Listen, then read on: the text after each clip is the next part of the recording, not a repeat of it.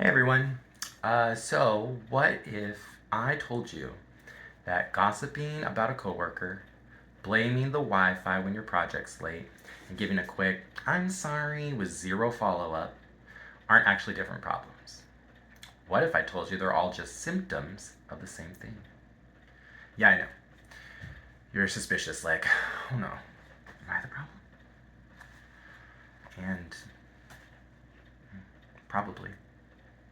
But we'll get to that. See, we treat these little things as isolated frustrations.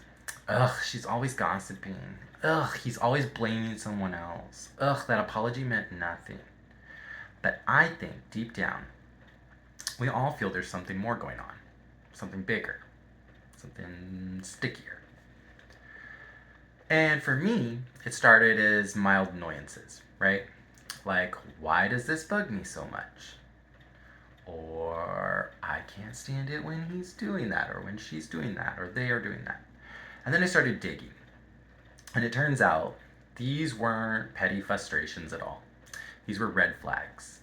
Um, Red flags waving at the same root cause. Just a factory of red flags just in the wind.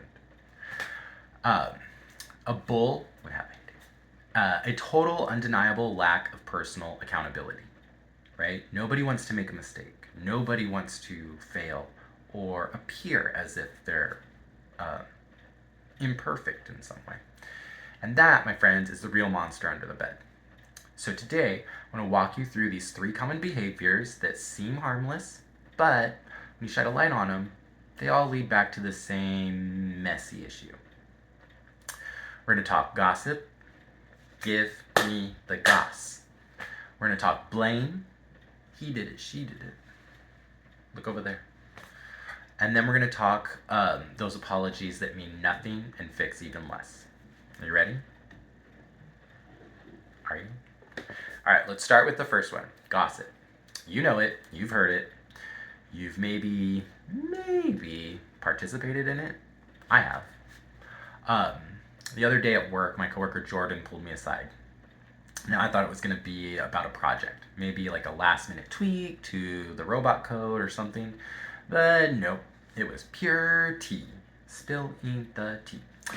And Jordan launched into like this 10-minute TED talk, ironically, about another team member's work ethic.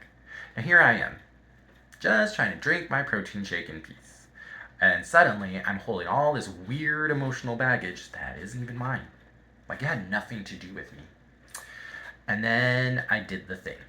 I stopped them and I asked, hey, have you actually talked to them about this?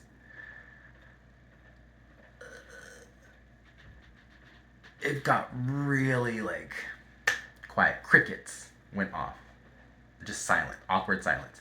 You could hear the server fans in the ceiling, like just. I was like, because gossip is easy. It's safer. It's less vulnerable than a direct conversation. No confrontation happens in that situation. But it's also a form of like emotional outsourcing, right? You're dodging the responsibility of being honest with somebody and giving them critical feedback, which could help improve the situation rather than make it worse by saying it behind their back. And it reminded me of a quote, and I gave this quote to Jordan. We'll call them Jordan. And it's from Eleanor Roosevelt. She said, great minds discuss ideas, average minds discuss events, and small minds discuss people. Oof. That quote hit harder when you realize that you've been operating on the group chat level of society, right? So, we've all done it, but there's usually a second phase to this, right? So, what happens when that gossip, talking about other people, doesn't work? When people start catching on to the fact that you've always got some issue with somebody. Well, that's when we level up to the blame game. And so that's where we go. Congratulations, you've unlocked excuse mode. um, so there's this student I once worked with. Let's call him Casey. Casey was brilliant, very smart, very quick, Seriously, brain like a Rubik's Cube. But they could never finish anything on time, ever. First, their robot kit was missing a part. Then the code wasn't compiling. Then the software was acting like possessed. And then, you know, as somebody majoring in information technology and with a somewhat okay grasp of how computers work, input equals output, right? So I don't know, it just started doing that. I'm like, I don't think so. You did something to it, and that's what came out. So every day was a new episode of CSI External Circumstances, and I realized something wild. I was spending more time debugging their excuses than I was helping them debug their code. Right? So half the time it was just me trying to figure out like what's the real problem here? What happened?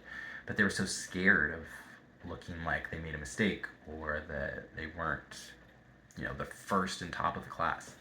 And that's the trap of blame, right? It keeps you stuck in that moment. You can't move forward. You're not solving the problem anymore. You're solving the story about the problem. So that reminded me of one of people that I looked to, and that's Lynn Conway, one of the pioneering figures in tech and innovation in general. I mean, like without her, we wouldn't have cell phones or laptops. And she said, if you want to change the future, start living as if you're already there, right? You can't do that if you're too busy blaming your timeline's bad Wi-Fi signal. So when the gossiping fails and the blaming falls flat, what's left? We evolved to our final form, the hollow apology, right? The oops, my bad, or I'm sorry, with absolutely no follow-up, right? The conversation ends there. It's like, I'm sorry, oh, I'm so sorry. It's like, okay. Now, I have this friend, Taylor. I'll call them Taylor. Taylor called me up after a fight with her partner, clearly wanting backup. But here's the thing.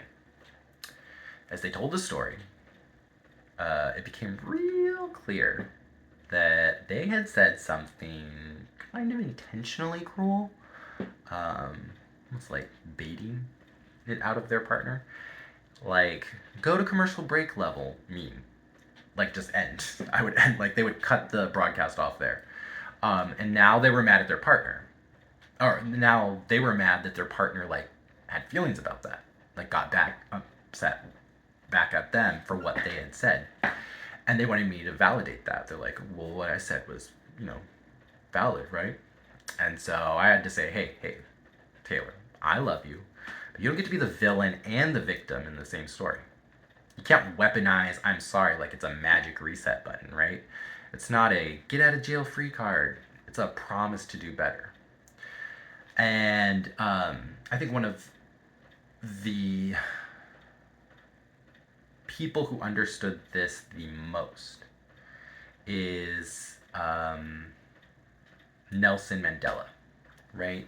So he was jailed for however many years it was, and then released, and then he became president, and apartheid ended.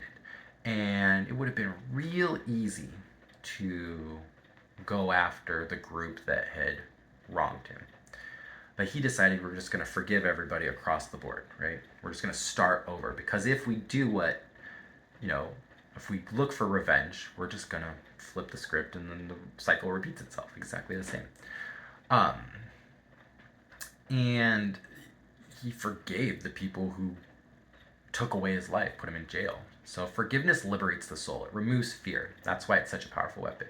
And I believe he said something along the lines of, I don't think he didn't, Nelson Mandela never wrote an autobiography, but he did publish his letters and notes that he wrote while he was in prison.